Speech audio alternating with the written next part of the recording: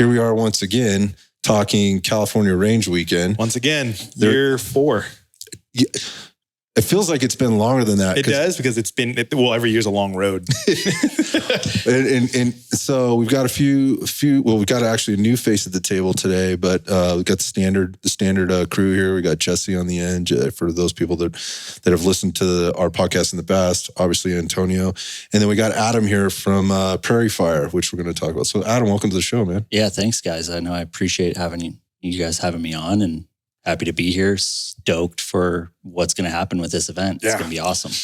It all kind of came together sort of fast for me in the last few weeks, because there's been a lot of things happening on the back end with regard to just conversations and setup. So when I walked into it, I'm like, whoa, what's going on? And I'm super excited about it after coming here today. Again, we'll talk about some of the things we saw today and what we've talked about up to this point, but man, you definitely were playing catch up today. I was playing catch up, but the upside to this is, dude, this is going to be awesome. So I want to talk about it. I'm really excited for what was coming. So we are again. So what we were just talking about with Adam, we're at Prairie Fire training facility, which is just outside Las Vegas. I think it took me 45, maybe 50 minutes to get here from the airport today. Yeah. Like I picked up, shot straight over. Thanks to Luis from Triple Feed for giving me a lift over. So it's just outside the major city in a town called Pahrump. Yeah. Technically not in Pahrump, actually. We're somewhere between Pahrump and Vegas. A little closer to Pahrump. Okay. But semantics. Yeah. I guess we're out here in the middle of Nevada, and it's an awesome facility. So like I said, we're going to talk about it. But let's talk about CRW, get people caught up. There's a few changes this year, obviously. Mm-hmm. But for those people that are just hearing this for the first time or hearing about CRW for the first time, maybe just give them an overview of what this thing is about and what they should expect. So for once again, those who haven't watched any of the podcasts before, don't know about it, CRW, California Range Weekend, was a concept I kind of adopted from a buddy of mine from Rick Crawley, who does Ohio Range Day. And it was legend in the range day business. Yeah, so he's probably one of the first guys to actually do this. Years ago when I basically was looking to do it, decided to reach out to him. He helped me kind of get my feet started on this, and it was basically just trying to figure out a community event for the West Coast, for California, and that's really all we're trying to do, is just trying to bring California shooters and anyone else who's allies of California to come out and put on a big shooting event. And that's really the big gist of it. It was never to become rich. It was never to sit here and try and pull as much money as I could out of anybody. The whole point of it was, how can we bring so many amazing shooters that I got to know over these years, different instructors we had, and how can we bring this into one big kick-ass event where we can have vendors and everyone to put together. And that's really what this was about. Well, my first experience was 4 years ago. It was my second, I would say, like range day event, big range day event. But it was, for me, it was overwhelming coming in, because I really had very little experience. It was very new to the shooting community, came in, but coming out of that, what I remember coming out of it was, dude, when's the next one? Yeah. And not really realizing what I had just taken part of when you have facilities like, we're going to talk about this one here, or events like CRW was like this is not something that happens, very often. No. So I was kind of spoiled. I was invited by a bunch of guys who went down. There was already a sense of community when I got there, and then I had some amazing instruction over the couple of days that I was there. Yeah. Well, it's funny because, like you said that, like I remember getting an email from you maybe 3 weeks before the event. You're like, "Hey, this is who I am. This is what I do. I really want to come to the event. I know spots are basically sold out. Do you think we can work something out?" And once again, like whole community aspect, like, say less. Like, so we got you in there, and I know it was a little hectic out front because, like I said, you came in like not, just super late into the game with the whole thing was going on, but it just, everything kind of blossomed from there. And a newbie too. And by the way, this is way before the podcast. Yeah. This was at the very beginning of things. So like I was just a dude. And I remember that the person I heard back from was you. And I think I said that on the last couple of podcasts we've done about this. It's just like, there is that connection point. It is not, it is very much, person to person type of interaction when you get here. But so the event has evolved. Yeah. Right. Let's just kind of jump into, well, first off, actually, let's talk about like what challenges people and what's the hard part about putting on these events? Because I think people look at them from the outside going, maybe looking in, and obviously putting together an event is an undertaking in and of itself. But I think putting together shooting events like this certainly presents some unique challenges. Maybe we can talk about that a little bit. Yeah. So I would say the hardest part, honestly, is putting on, like, actually making sure it's an event that people want to be a part of. Because there's so many aspects of that, right? There's with the event that we're doing, like we have vendors, we have instructors, we're getting people together, we're having to coordinate everything. And it's like, how can we make this to where people want to spend their hard-earned money on an event where, especially, year 1 and 2, most people never even heard of it. They're spending money on something they don't even know truly exists. Mm-hmm. It's an idea. Yeah, it really is. It's just an idea. So I think that was the hardest part. And I've been very fortunate. I've always had a really good team behind me who's been helping me out, putting things together. And the team, and the team has grown over the years. And some people have moved on, other people have stayed. We've brought on new people. And I really appreciate everyone's time, effort, and energy they put into this over these past 4 years. So it's definitely, like, I think we've moved on from that was the hardest part to how can we now keep that interest, right? Because if you do the same thing over and over and over again, it's like, I've been to it last year. We don't need to worry about that, right? So I think that's now our biggest thing is how can we keep that energy that we want out of this? And I think one of the reasons why we'll get into that, obviously, is that's why I'm so excited about being here. Right. Is it's that new piece, that element to it, that little X factor, I guess you can call it, that I think we're really going to be pulling in with this event, with Adam and everything, and Prairie Fire in general. So just before we get to Adam and Prairie Fire, let's just kind of, maybe this is a good time to just kind of address the elephant in the room, which is, and I think a lot of people are asking, and I say that because people have asked me. It's on the comments. It's starting to come in. It's like, well, where is it? Like, what's going on? Why isn't it in California? Why are we moving it to Nevada? Yeah. And so I'll just ask that question and let you answer it so people know. Yeah. So the reason being, and it's actually really funny, the reason we're moving actually has nothing to do with government politics. Okay. It has nothing to do with that. It has more to do with the event has grown to a good size, to a point where I think we've done as much as we really could at Burro. And Burro Canyon has been one of the best ranges as far as facilitating and helping us get to this point. But we needed to move to, how can we make this better? And we had an opportunity come through where someone basically, mutual friend, basically mutual business partner, however you want to call it, has reached out to us and said, hey, there's a range out here in Nevada. It's called Prairie Fire. You guys should check it out. May not work for you guys, but at least give it the time of day. So we did. And as soon as we got on property, we realized this is the place we want to keep it going. And this is the place we want to do. And once again, it's, we're not trying to say we're leaving California. I mean, I get we've left, quote unquote, California, but it's not, we didn't leave it because there's political issues. We left because we needed to find an opportunity to be able to grow it. And we've done as much as we could with the ranges that we have available to us out there. So that's really what it comes down to. It's just bigger opportunities are on the horizon for us. And I'm honestly very excited for it. Yeah, me too. So we're going to get into Prairie Fire here. I think what you just said there was very sort of became obvious to me last year in the event.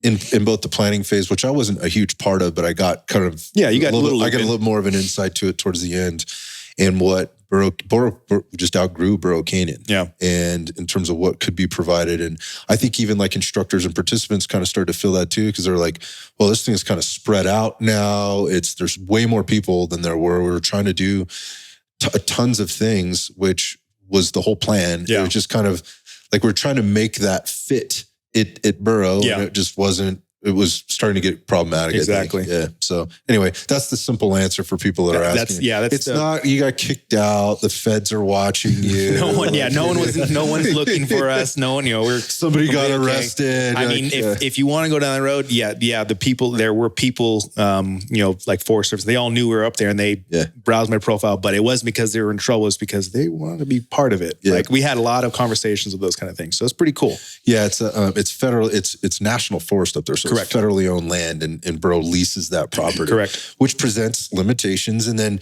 I think one of the other things, and I'll just be honest about it, some of the things I think is annoying a lot of people that are using that as their main place to shoot is all the construction that's been going on up there and the unpredictability of actually getting up there and then getting in and getting out. And then the range has been rearranged a couple of times as a result because they may not really have full control over all that stuff. So anyways, so that brings me over to the other side of the table, and Adam, who's really been tasked with being the project manager and I would say concierge to this thing, point person, for this thing. So maybe just talk about Prairie Fire, sure, and then we can get into you because I think you got an interesting story I heard a little bit about today. I want to talk about it. Sure, yeah. No, I mean you mentioned some things that kind of piqued my interest. First, ease of travel, right?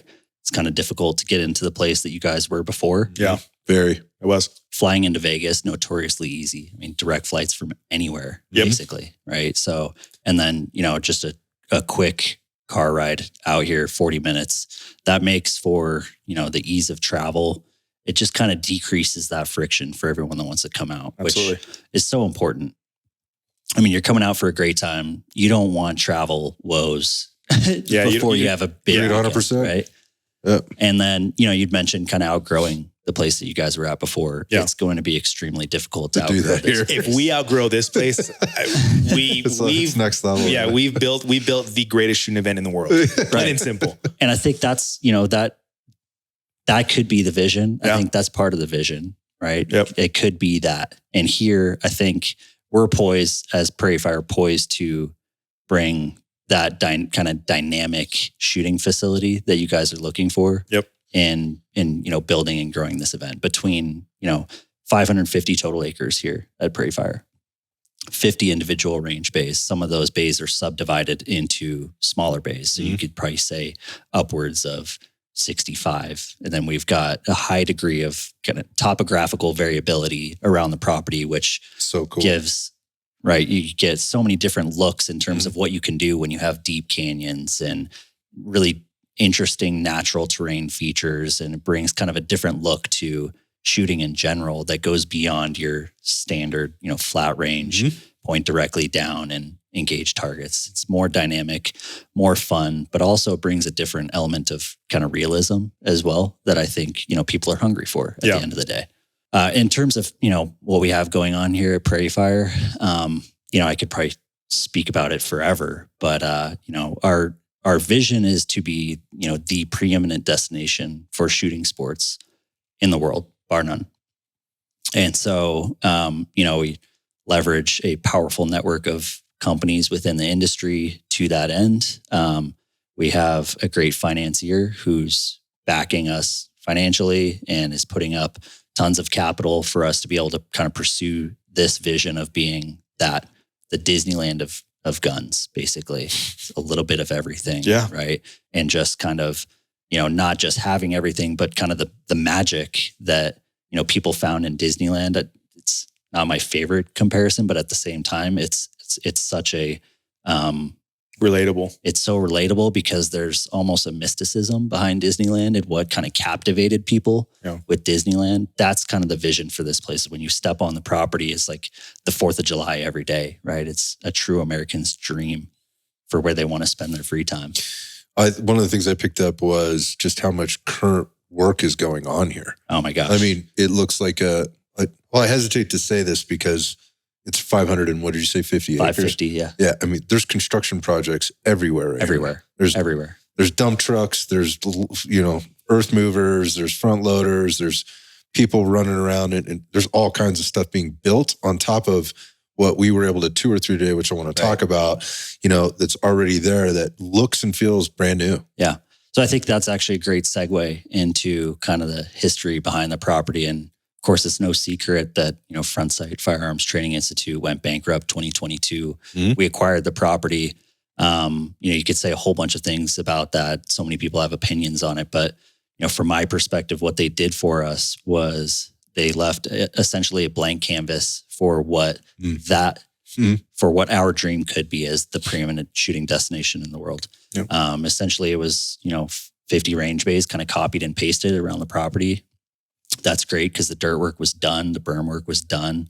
All we had to do was come in with a little seasoning on top and kind of, add some interesting target arrays, add some cool technology and, tweak things in a way such that really kind of grows the capabilities of what we can actually do here. And, to your point, there's stuff going on all the time. That's really not going to end anytime soon because the vision for this place is, the vision for this place is exactly what we're describing. And I think it's difficult to put into words exactly, what the end state of this property will be. But for some time, there's going to be earth movement happening. There's going to be, clubhouse development, on-site lodging, and you name it. It's exciting. It's exciting to think about. I think, you going back to the previously mentioned company, maybe there was some vision there or whatever, and that certainly didn't happen. But I think there was a lot of hope, but very quickly it stopped. You could see that it stopped progressing. Whereas now you come out here and you look around at what it is now, it's pretty impressive. And I think if you're looking to get in on the ground floor of something and you want to be kind of part of the club, so to speak, before the club exists kind of thing. Like I was there and I watched the whole thing happen. Right. I always want to be a part of those things too. 100%. I always want to be like, dude, I was there when, before this range was built. Yeah, there was a hut out there, exactly. Now look at it. There's a full scale, whatever, hotel or whatever it is you guys have planned. But the going back to the travel and ease of travel, I want to talk about that a little bit or just give my piece on this. Going back to the previous location, it would take me longer to drive there. Because everybody knows I live in Northern California. Yep. It'd take me longer to drive there than it actually takes to drive here because I don't have to deal with the traffic and again, getting way back up the canyon or whatever else. So for people that are thinking it's farther away, okay, maybe if you're living in the Los Angeles Basin or Orange County or whatever else, it's a little bit of a trip. But what you get on the other end when you get here, so much more. Yeah, we should talk about that before I get there. I want to just with Adam, dude, how did you get here?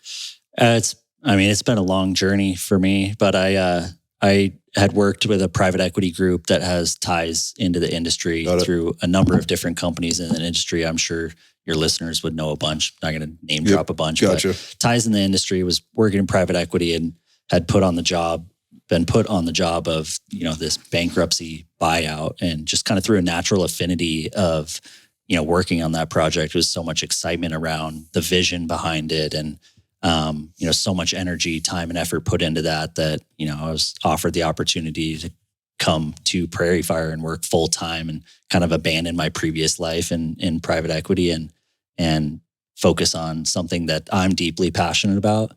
And that is super rewarding for me at the end of the day as well. It's a big investment on both sides. For sure.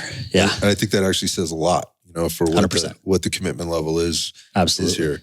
And I just, without doing too much back patting here, when I jumped on the last conference call that we had just when Adam was on, and he was just going, there was excitement in his voice, but also here's all the things we could do. Tell me about what your vision. Oh, no, we can do this and we can do that. And I'm like, who is this dude? How did this dude fall into your lap? So going back to how did this connection happen? I think part of this, all these things and the great things, they're somewhat of like moon, sun, and stars lining up. So anyway, yeah, the background there was interesting because, a lot of times when you walk into these situations and there's always going to be these different communities that kind of arrive in the same spot. It's not like the special operations guy or the ex who's trying to, get something out of this or get, somehow stay connected or and there's nothing wrong with that. I want to be clear about that for anybody that's gets in the comments section right now. My point is it's people that are thinking about it at a different level and from a different angle. And that's helpful because quite frankly, like you not having like a deep rooted background in this, I think leaves, going back to the canvas being blank. You can think about it differently than a lot of other people. I want to say you come at it, I guess you just come out with a fresh perspective. I know 100%. I mean, so much of our staff is, ex-military or otherwise law enforcement or kind of in that vein. I kind of take a different approach, a different perspective. Absolutely. And, I call myself a weekend warrior in terms of, my shooting ability and how much I get on the range. Nothing wrong with that. One thing I'm passionate about is, taking an approach to business where really everyone wins first and foremost. That's the attendees at the event, right? If they win, then we're all having a great time and we're just going to build and pick up steam really at the end of the day. And so to your point, I put myself in, the end user's perspective in their shoes, build an event that I would want to go to. It's really intuitive, actually. Seems like common sense, right? Easier said than done. That was probably the most impressive thing. Like getting to know you and like hearing you talk about that kind of stuff. I was like, okay. Yeah. You can relate to this. Dude's connected, right? Yeah. That's what I was trying to articulate when I was listening I just want to build the event that I would go to, that I would spend my hard-earned money on, right? Yeah. That's exactly. See, man, what the fuck? That's exactly what I want to do. Jesse's been saying this for 4 years. Did you check the itinerary? No, I forgot. The itinerary. I'm never going to live that one down. So anyways, the cool part about this is like bringing in other passionate people. And there are people sitting on the other side of this camera right now that are here also that are working really hard to do that. And I don't, without, getting too deep into it, we got the guys from Chosen that are out here. We got the triple feed guys that are out here, and they have been working their tails off with the people that are at this table to make all this happen way harder than I've been working. So, to say the least. So it is having more talent and more passion. And then, again, a different, fresh perspective, and certainly from the business perspective, and obviously the inroads, and the connections that you have, not just here at Prairie Fire, but outside of here, and what Prairie Fire means to other people that can then come in to assist with making this an amazing event. For sure. Vendors, manufacturers, that kind of thing. It's funny you bring that up because, you guys aren't the only ones, knocking at our door and I would imagine wanting to participate. Yeah. And so that's really created some tailwinds for me. And, in terms of my network within the industry and being able to really reach out and select, certain manufacturers that would be great for, this or that or whatever it may be. But expanding that network has been incredibly important for Prairie Fire writ large, but great for me as well, having a list of people that I can contact at any time to, really come in and set this particular event apart from others is, it's great. Everybody wins, as you said. Everybody wins. Everybody wins. Especially the attendees first, right? I mean. Yeah, so let's talk about that. So let's get into that. So just in terms of expectations, while this thing is coming together, what we learned today and kind of what's been, planned to this point and what people should expect. Where do you even want to start, man? I mean, we can start from the very beginning, honestly. So, I mean, the plan obviously is going to be very similar to the past 2 years as far as our schedule is concerned. Okay. Right. We're doing another social night again this year. Last year was a massive success. So fun. We actually had to turn people away because we were over capacity. The room was supposed to hold 110 people. I think we had 145 on the books. It was a good time. It was a great time. We had a massive turnout. Super happy with it. It spilled out into the general because we had for people who weren't there, we had basically a separate room with like our own. We were at a brewery, its own taps and all that stuff, But we ended up, having to spill out to the general public, I guess you can call it, because it was such a success. And we sold a lot of beer that night. You did. A lot of beer was sold that night. They were very, very happy.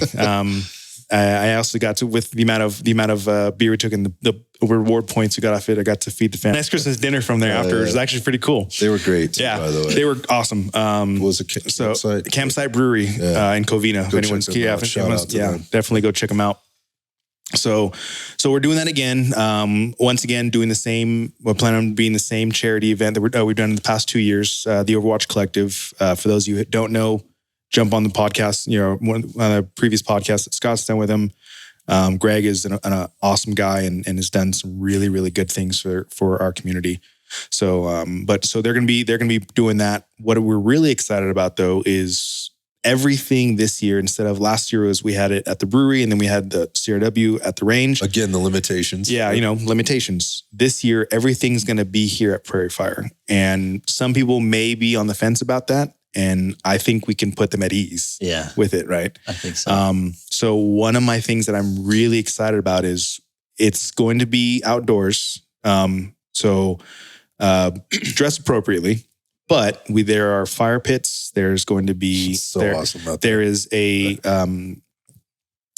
what's it called? There's fire pits out there. We're gonna have heaters and stuff, so people will be plenty warm, no worries.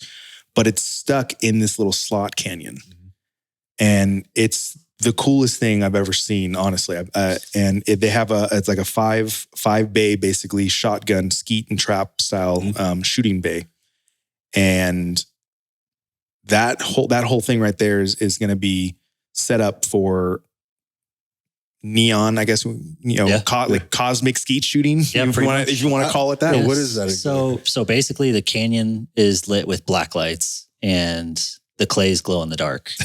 That's fucking cool. That's so cool.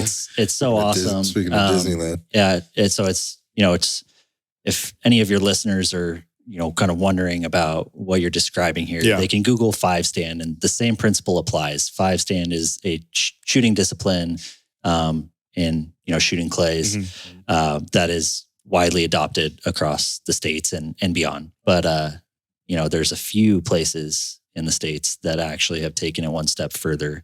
This being one of those places, and lighting up the entire canyon with black lights, throwing glow in the dark clays, and it's just a blast. It's the so coolest thing. Yeah, we had to get to. I mean, we were able to go out there today. I was able to. Somebody handed me a really fancy, nice 1301, one. Yeah, and with the suppressor on it, it was fantastic. it was fun.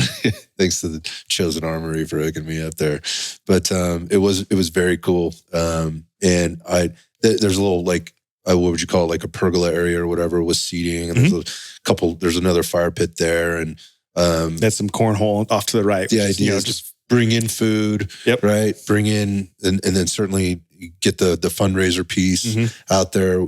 I mean, the stuff that we raffled off last year for the fundraiser was amazing. They had things that were basically like unobtainium. I think it took us an hour to get through everything. We had a lot of stuff for a lot of 100 and whatever 20 or 40 people that were there. Yeah, it was good. And it all went to the Overwatch Collective, which is, I couldn't have been happier about. Yeah, so people like this. Here's a good thing. This got mentioned, I think, this morning or yesterday when we were on the phone, and that was to the group, and that was those donations, like the Overwatch Collective, which for those who aren't familiar, they provide counseling, mental health, and psychological counseling and support for veterans, first responders, and their families, and they do this. They can do this through like the veil of anonymity. So for folks that are having a tough time getting funding, or are not sure about going through their employee assistance programs or whatever, for the challenges that those can provide, they will get you linked up with a culturally competent and qualified therapist. And here's the point I'm trying to make with this. Those donations, they were able to then turn around and go to another supporter who quadrupled the money. They matched that money times 4. And what they were able to do with that then is then provide that many more people with therapy sessions. So again, just in terms like, it's not just what you, like whatever you bring, like there are other people out there to work on leveraging the stuff that comes out of that thing. So I just wanted to make that point for people that maybe like, hey, I'm coming for the cool prizes. Just understand that what you donate there for those things this year made a massive impact for a lot of people. So I just wanted to really, really happy about that. So so going back, you know what you were saying also about the fire pits and stuff? I was like, you know what Campsite basically tried to manufacture there inside their facility. Like we're getting that in real life. You're getting that in real life here. Like it's kind of like it was an outdoor thing with terrain and terraces and stuff like that. Exactly. It's going to basically feel and look very, very similar out, but way better in my opinion. I love, don't get me wrong, I love Campsite Brew, but this, what we have here, like it's hard to explain. But it's like I said, it's in that slot canyon. We have that. That's going to be going on. So that's Friday. That's me Friday. And then Saturday, once again, are going to be going into the challenges and like vendor day kind of thing where people have opportunity to check out all the different vendors, be around network, all the same stuff we've done in the past. But then we're doing the challenges like we have as well. And the challenges, again, this year, every year they seem to get better. Well, like this year, I feel like we've jumped, like we went from year 3 challenges to like year 7 challenges in like this 1 year jump because of what is available here. Yeah. So we talked a bit about that. Maybe, can you give some insight, maybe, Sure. Adam, to some of the things that people can expect? Yeah, I mean, it's like you said, difficult to describe. Yeah. It's only really effectively communicated when you see it in person. Mm-hmm. But I'll do my best. So we have, like I said earlier, some topographical variability around the property, which leads to some unique shooting situations that go beyond your standard flat range, right? And so we have a few canyons set up where essentially it's a run and gun course. Run and gun, yeah, exactly. And there's targets obscured by trees and hidden between rocks or whatever, and obstructed by railroad ties, and you can expect that type of deal. But we also have we've got a long range platform where you can get out to 1,600 yards. We've got another platform where you get out to a mile. I don't know which one we're going to use, but I think probably leveraging some long range stuff somewhere in there. With a cool partner to help facilitate that, I think would be a great opportunity. We've got our dueling bays, right, which are set up on pneumatic resetting targets, resetting pepper poppers. The tech is great out here. It is good. And it just makes for, it's cool, it's flashy, but it makes for a better experience at the end of the day too, right? I mean, faster, you just shoot so much. You shoot so much more ammo, which it gets a little more expensive, but that's what you're here for anyway, right? Mm-hmm. You're going to end up shooting 100%. more. You're turning people through. There's not a bunch of downtime when you're waiting for your team or waiting for your opportunity to go. The targets just pop back up and we're ready to go with the next group. Yep. I think that's kind of, scratching the surface of what's possible. But realistically, I mean, there's so much opportunity. There's so much potential. I think once people see it. Yeah, my big takeaways there are, one, that this is very attractive for a vendor who has something they need or want to showcase. Right. For example, you mentioned the distance shoot, whether it's distance carbine or shooting bolt guns, or how that works out. Like that's a great opportunity for somebody who's never done that before. Correct. To come out and do it, but also for a vendor to come out and showcase their stuff, much like they always do. Mm-hmm. Like again, we've spoken about the Chosen guys a couple times, but Chosen was showcasing Leopold last year. The Chosen supplied the firearms and all the optics for Leopold optics, so people got to come out and do like a 3-gun type thing with the different stuff. But in this case, like with the availability and again the relationships that exist, can be some cool stuff there. And then again, you mentioned the shotgun area, the shotgun range, and I think manufacturers are looking for that kind of unique opportunity to put products in the hands of end users. I think end users are looking for the same thing, right? You're telling me I get to go kind of run and gun through this canyon with this pistol that I've been waiting to shoot forever, but just haven't got any trigger time on. Sign me up. Right. Absolutely. Yeah. So I think it's just kind of that perfect marriage between the manufacturer who's looking for a unique opportunity to kind of showcase what they do, what they manufacture, and for the end user to get an opportunity to get some trigger time and something that goes beyond just a flat range. Not that there's anything wrong with that. No, we'll be doing flat range. Exactly. It's not like we're getting rid of it. We just have the opportunity to do way more. Yeah, this conversation I was having with Adam down there is just I think people go to the flat range when they can. Yep. But still, there's limitation there, and I don't mean in the training side. I just mean like if we're talking about California, it ends up being fairly restricted in terms of what you can and can't do with your firearm versus what it's capable of doing with you behind absolutely. it. And that's one of the things that CRW can provide people is like, look, we're out here to train, so we're going to train appropriately.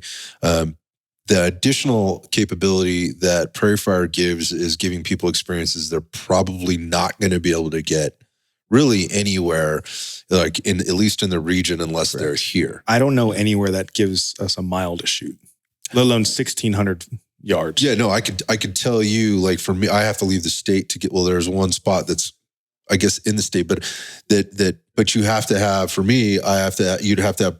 It's private property. Yeah. Right. So I would. that's not accessible to people. Like Right. we're versus here, it's 100% accessible. Yeah, I mean, there's really nothing wrong with going out to the desert and shooting, setting up your own paper targets or what have you. Nothing wrong with that at all. I think it's great. In fact, I've done it many times. But I think, what we have here is just an extension of that allows for a few different, circumstances, training opportunities that kind of allow us to set our training offerings apart. Right. Provide a better platform that goes beyond just setting up, paper targets in the desert or setting up 100%. on a flat range. It just offers another opportunity to kind of expand upon what you can typically do. I would agree 100%. And when people get out here, it might be a little tough to take it all in because it is so vast. Oh, yeah. It just keeps going. But anyway.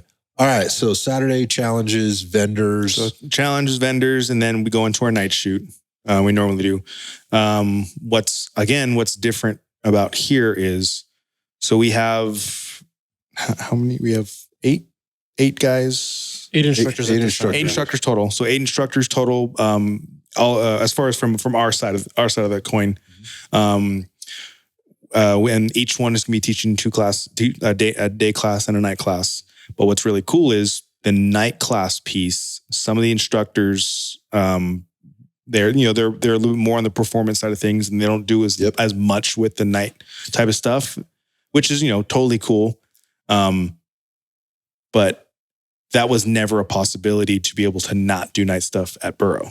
Here, I think every bay or most of the bays where we're going to be going to. Yeah, all the bays that we're going to be using. Yeah, all the bays we're using basically has stadium style lighting that lights up the entire thing. So now these instructors have the opportunity to teach daytime style courses at night Under the lights. So if there's someone who says there's like, hey, like I get it, like this really cool you're doing a night class. I don't want to teach it, or I don't want to take a night class, or I only want to do like daytime shooting, or whatever their reasoning may be. Then we now have an opportunity to people who just want to focus on the shooting pieces without adding white light to it or NVGs. We now have the opportunity to be able to run daytime courses at night through Prairie Fire. Yeah, so you got a couple people that are on that list that will likely welcome that. And so they can be teaching the same class they're teaching in the daytime, they could be teaching at nighttime. Yep. So, or just add another type of their day classes. Correct. So for those people that are like, well, I really want to take this guy's class, but that means, I don't get to take his other class because, or whatever the reasons are. I guess my point being is like you will have the opportunity to take 2 daytime classes if you want. If you wanted to. Yeah. Daytime being, non-white light, non-NVG, non-low light type stuff. So if for some people that might be a thing, maybe they're not equipped, maybe they just don't want to. And again, maybe it's just the level of talent of the instructors that are going to be in front of them. Like, dude, I want to take Matt's class and I want to take, Brandon Bernanke. Yep. Yeah. Gateway.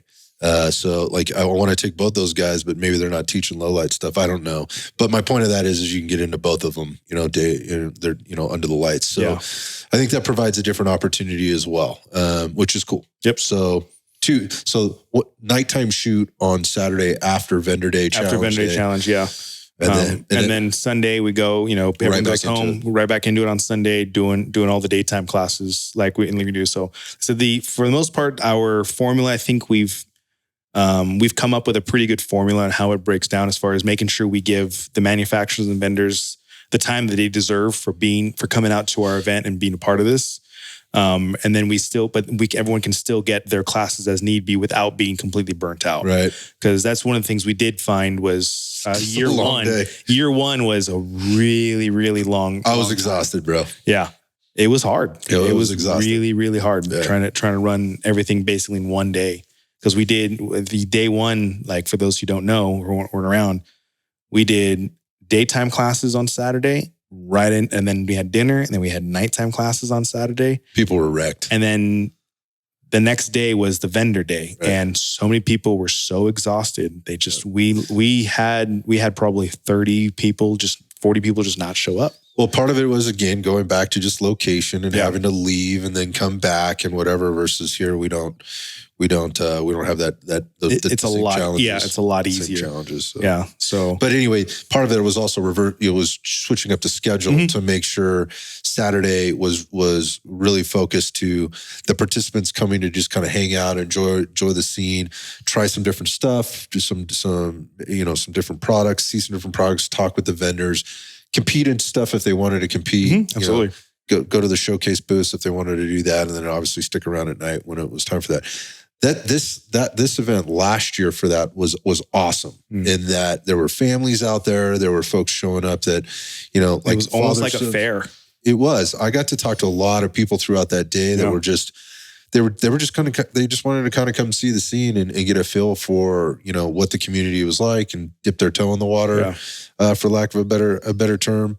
Here in this event, this venue offers so much more than just dipping your toe in the water.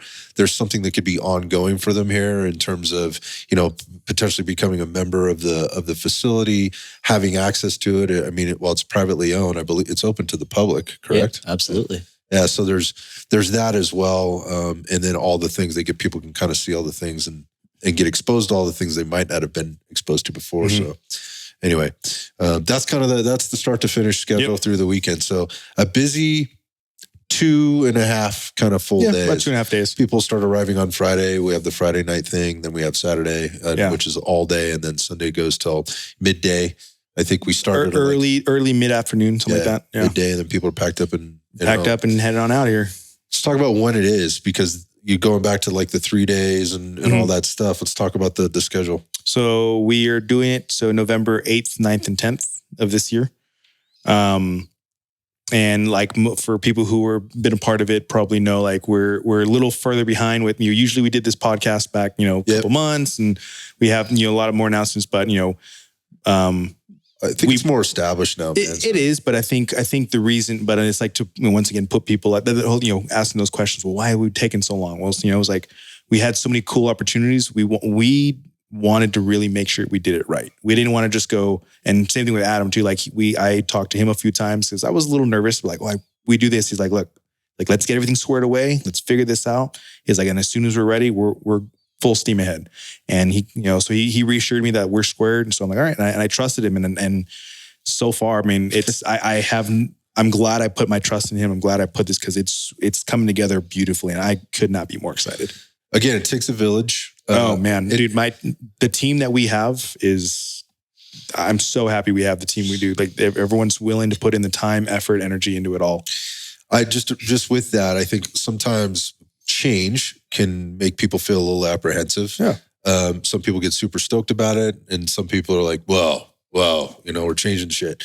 And so I think, there's a question for Jesse just in kind of coming out. He's always been the guy behind the camera. Yep. This is the only time he's ever in front. He's ever in front, and he's not a man of few words, but he sits quietly in the background doing a lot of freaking work. Yeah, and I think one of the responsibilities he has, along with working with Adam and the crew that they have here at Prairie Fire, is basically helping people visualize and get a sense for what's going to happen here. And I just wonder, like, what's been going through your head today since finally arriving and going through all this, and like, how do you do that for people, man? Like, how much work you got on your plate? I got a ton. I got a ton of work, man. But I will say, with Adam's team, a lot of the stuff that they're providing is like brought me to ease because I'm like, okay, we got to get this stuff captured, this shot list. There's a lot of things that are like a lot of moving parts. But, when we started talking earlier in the meeting, I was like, okay, a lot of the groundwork has already been laid. Now it's just kind of plug and play for most of it. So I'm excited to start working on a lot of that stuff for the upcoming event.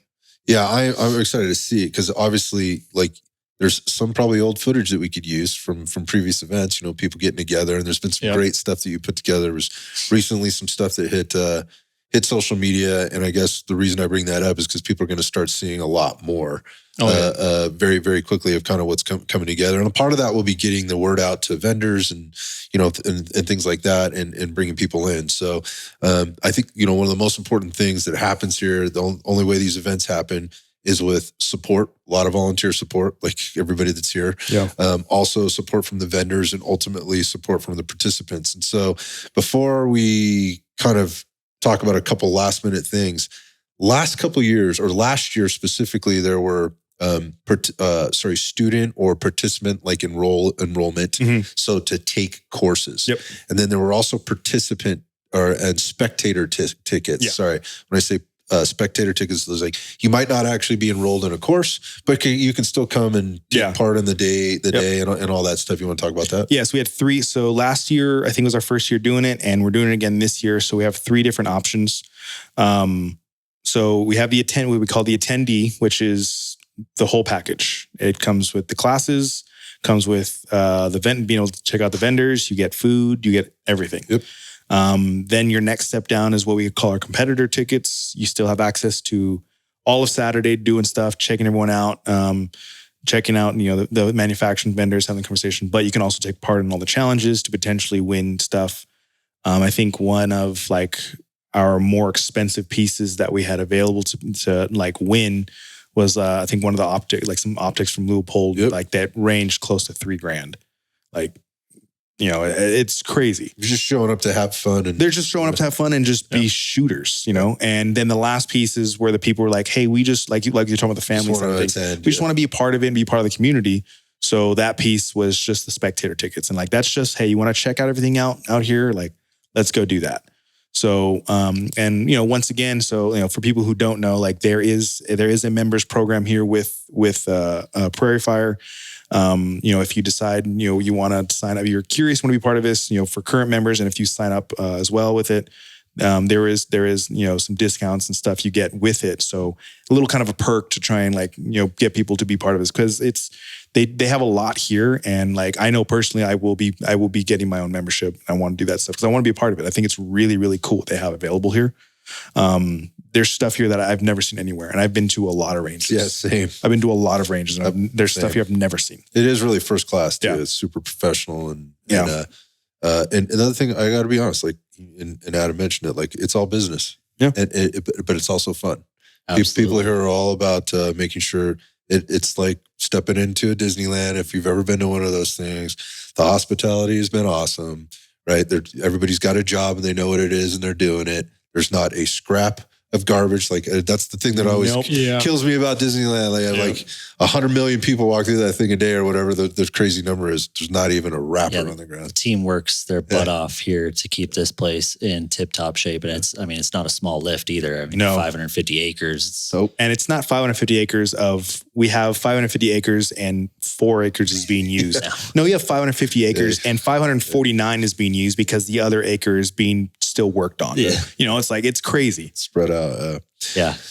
Cool. All right. So things for people to be aware of going forward in terms of ticket sales, announcements being made, where to go for more information, all that. What can we leave them with? That's this guy right here. He's all the back end on that one. All right, Jesse. So I'll let him talk on what we're doing. And well, right now we're still kind of working out the details on the back end, but we should have ticket sales up shortly. We will announce that on social media. So if you guys aren't following us, follow us there, and you will announce that very soon. If we haven't already done it by the time you hear this podcast. Yeah, exactly. Other than that, announcement of instructors. I don't know if you want to do it now or you want to wait and hold off. We can announce instructors. Right. Yeah, I'm all for it. Let's do it. I'm all for it. So sorry, I dropped the ball on a couple of them already. It's all good. So you did name a couple, obviously already. So we'll kind of start with some of the guys, our veterans that we have here. So coming back, we have Triple Feed. They've been probably one of our best selling and one of my favorite guys to have out because they're all really good friends, almost family to me kind of thing. So super happy to have them back out. Mark Ackenbeck from First Defense, he's making his way out here as well. OG. Yep. One of the originals. Same thing with, like I said, Triple Feed and them are the original guys who came out from year one all the way. Then we also have Kawa's coming back out again. So he's our third guy who's been like kind of a veteran. He was here for years 2 and 3. And then on top of that, so we have those guys for our veterans, and then some new faces we have. So Chris Curris, Human Performance. Right, he's coming out from Florida. So that's the other thing I'm pretty excited about is our reach for instructors is pretty massive now. It's grown. We've got a lot of East Coast guys. Yep. And We'll So- get to him. so The Brennan- South is being represented too. Yep. So Brennan's coming out from Gateway Defense. So he's Super shooter. Yep, he's a shooter for sure. Matt Adams from Eagle Tactics coming out as well. So we have like 3 performance guys. Well, actually, we have 4 performance guys coming out. For people who are Frank Proctor, he's also going to be out here. Frank Proctor. So pretty excited with that one. Once again, Chosen Boys coming in clutch. Having that connection, be able to come in. So we're really excited to have People him out. don't know who Frank Proctor is. Do a Google search. Yeah, The OG. You don't have to search very hard. He's out there. So he'll be coming out as well. So we have 4 like performance style like grandmaster. I think all of them are GMs in A class, I believe. If they aren't all GMs, they're at least masters. So they're all high skill shooters. So we have those. Who else are we missing? Green Line. Green Line. Yeah, Yep. Don from Green Line. Don from Green Line is coming out. Really excited to have him. So we're actually going to be running 2 separate NVG style courses. So Kyle was going to be doing his like an intro, like what he's done in the past, intro to NVGs for people who are interested and want to be a part of it, that kind of stuff. And then Don is running what we're calling like skills and drills. So it's going to be like, hey, you know what you're doing. Like, now let's go ahead and test, see what you're doing. And he's kind of doing like, I guess you can call it performance, but it's really the focus of, hey, I'm not showing you how to use this and making you understand, parallax and all this stuff.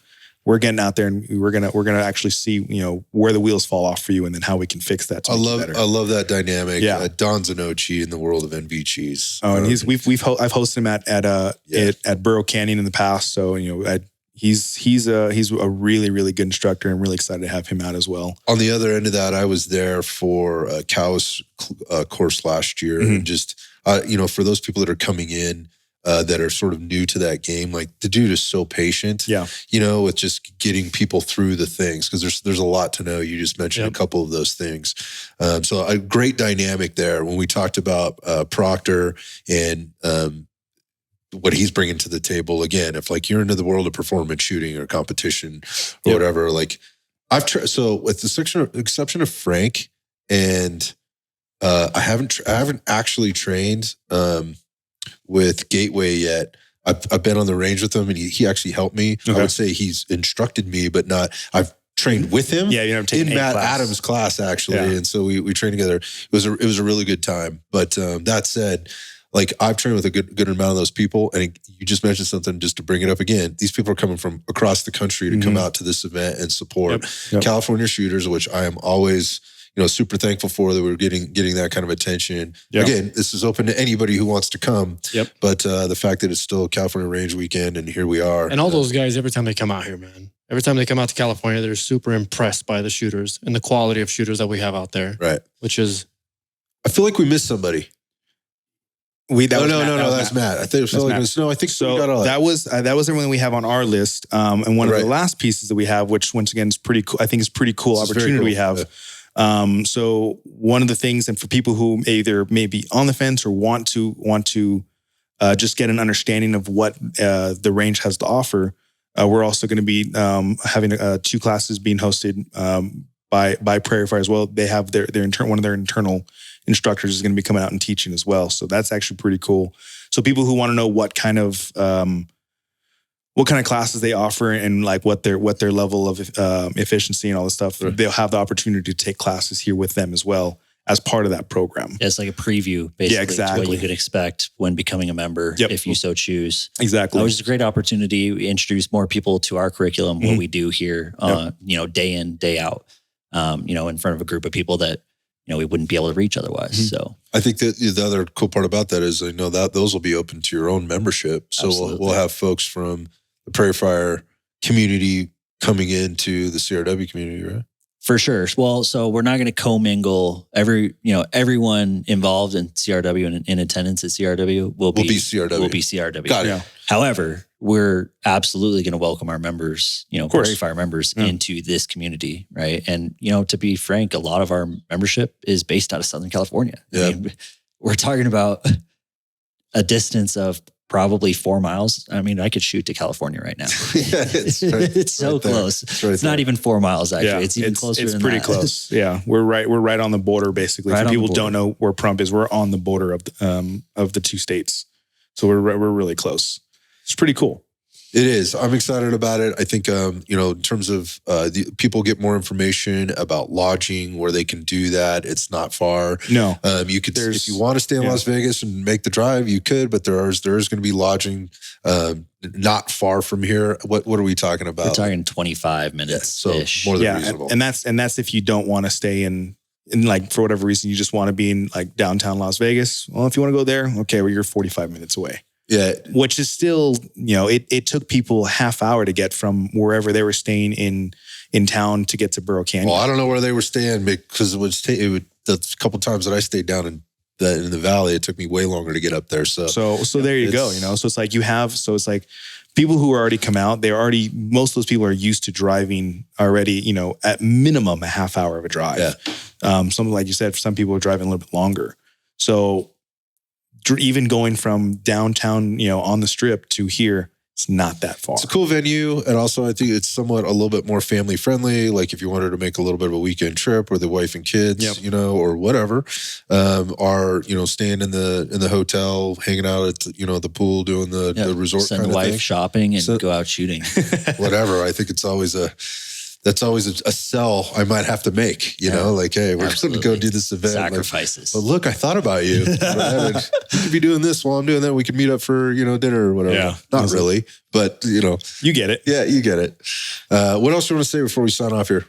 I honestly just want to thank everyone for who's given us the support up to this time. I know some people, we had my personal business DM for Axiom, and then also the California Range Weekend DMs. I mean, blowing up since probably May of what's going on? What are we doing? People are really excited for it. And it makes me really happy to know that people want to be a part of this and want to know where's the next thing going and is it still happening? And when the answer yes, it's still happening, they're like, awesome. Just let me know where and when, and we'll be there.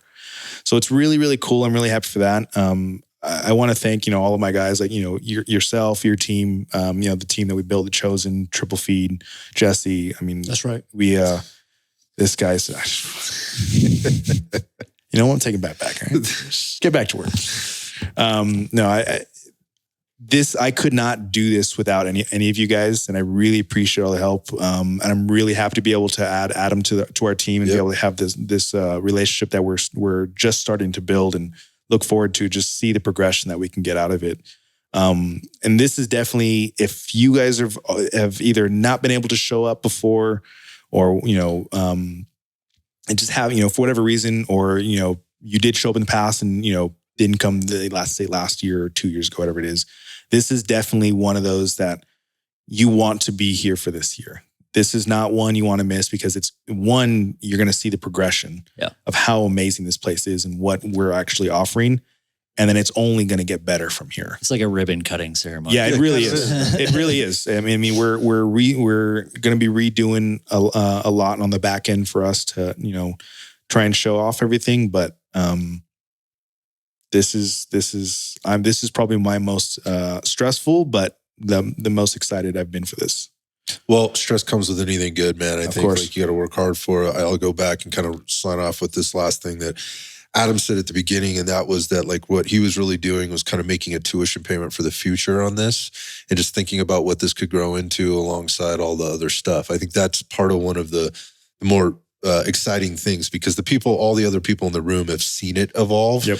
And now somebody coming in from the outside seeing is this an opportunity to evolve. You mentioned from a business perspective, from a professional growth perspective, the relationships perspective, and then obviously simply providing an awesome event for we the people, which I think is super important. So just from a side note, man, thanks Adam for. No, thank you guys. I think it's a great opportunity, and I think it's a win-win all around. Like I said, probably 3 times before, starting with the attendees. I think, this is the right platform, and I think, we can look forward to building and growing this to, a level that's previously hadn't been even possible before.